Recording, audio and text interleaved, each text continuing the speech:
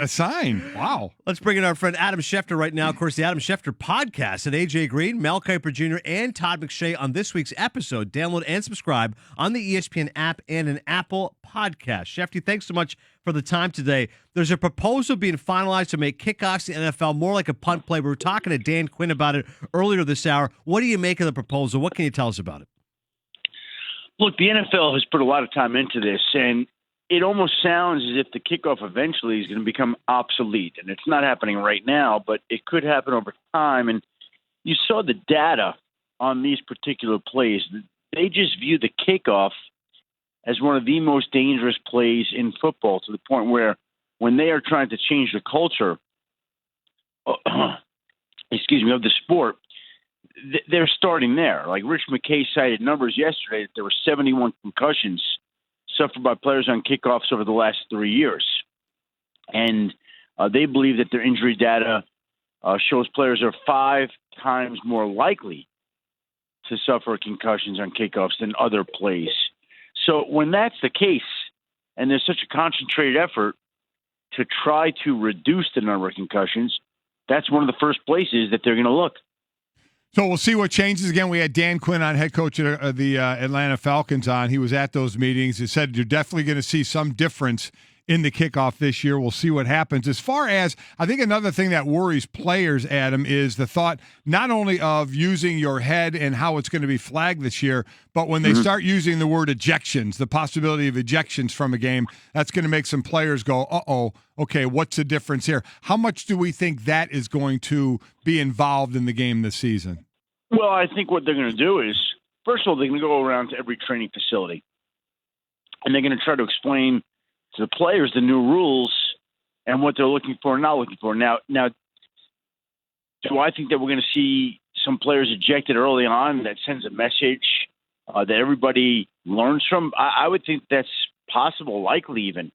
I don't think it'll be this massive ejections every single week all season. I don't think that's going to happen. But I think that they're going to try to set a tone with that and try to do their best to explain to everybody what it looks like so that they avoid that scenario. Mike, I don't think they want to throw players out of the game, but they want things to be tightened up, buttoned up. They don't want to see the lowering of the helmet, and they want to see what is an unsafe game made a little bit safer if they can try to do it that way. Yeah, obviously safety definitely is of paramount importance. Talking right now with Adam Schefter on Golic Wingo, ESPN Radio and ESPN News. Report, Schefter, by Baker Mayfield's agent, if Mayfield was available at 2, the Patriots were thinking about potentially moving up to get him. How legitimate are those claims?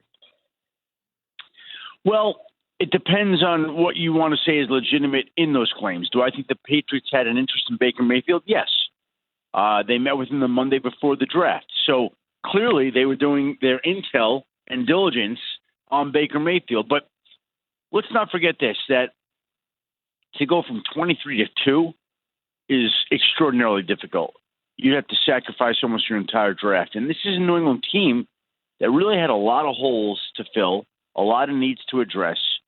And I don't think they ever were going to go up to number 2 to go get Baker Mayfield. I think this was the kind of situation where the Patriots were simply being the Patriots, as any smart team would do, doing their due diligence. And in the event that Baker Mayfield began to slide, and I don't know what that spot is, whether that's 8, 10, 14, whatever it is, that if he had slid, would they have made some calls? I think that's possible.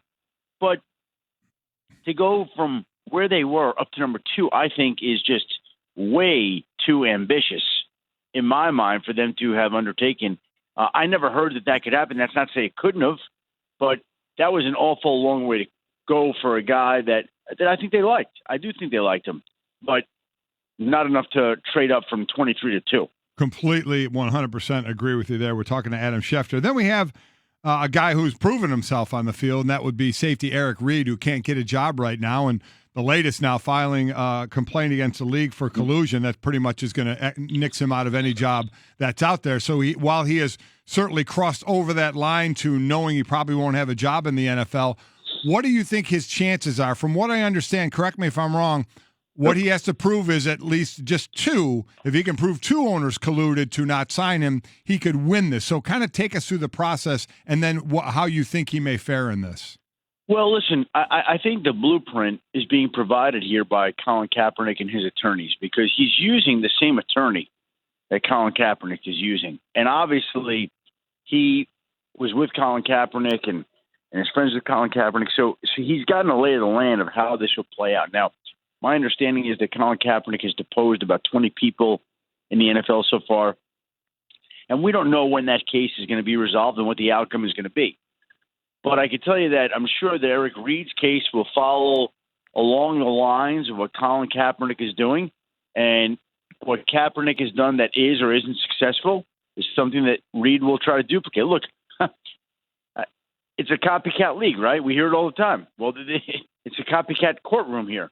And we're going to see Eric Reid, I think, try to do some of the same things that Colin Kaepernick has done.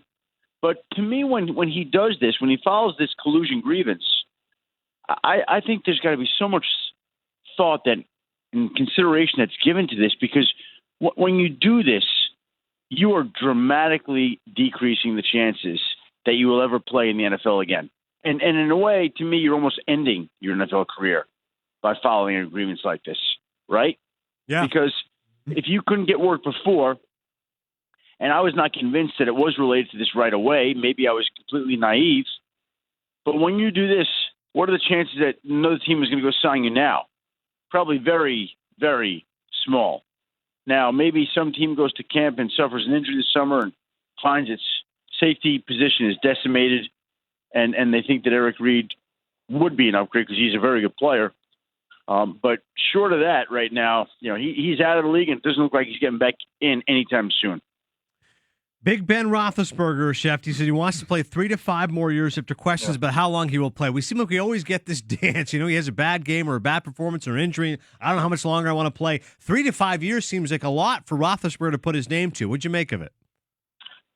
Well, he said something very similar after last season. I mean, it's not all that different from what he said then. I think the difference is this time it was almost like marking his territory, walking over to fire hydrant and saying, this is my job. I know you took a quarterback in the third round, but not so fast. I'm not ready to give up on this job just yet. And I just think it's interesting that we've got all these quarterbacks from the same draft class, Ben Roethlisberger, Eli Manning, Phillip Rivers. None of them right now are ready to walk away from the game. None of them are close to walking away from the game. They're 36, they're 37. Tom Brady's 41. So if Tom Brady can do it, and is providing a little bit of a roadmap for some of these guys, why can't Ben Roethlisberger play another 3, 4, 5 more years?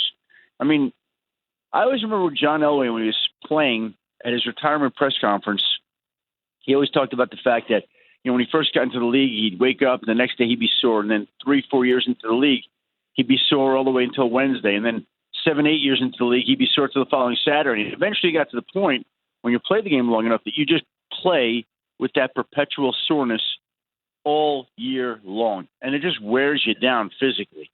And I would imagine these quarterbacks are facing that sort of prospect, but they take better care of themselves these days than ever before, and they want to keep playing, and certainly their skills have not diminished very much. There's no question about that. They're still at the top of their game. You'd still want to have those quarterbacks on your team, and again, the fact that the Steelers have drafted a quarterback like that, they should have done that because Ben Roethlisberger has talked about the fact that he's worried about concussions and worried about the shortness of his career and wants to spend more time with his family. But, where he's at today is the fact that he believes he can play multiple seasons and would like to do that. Adam Schefter, thanks so much for the insight. As always, the Adam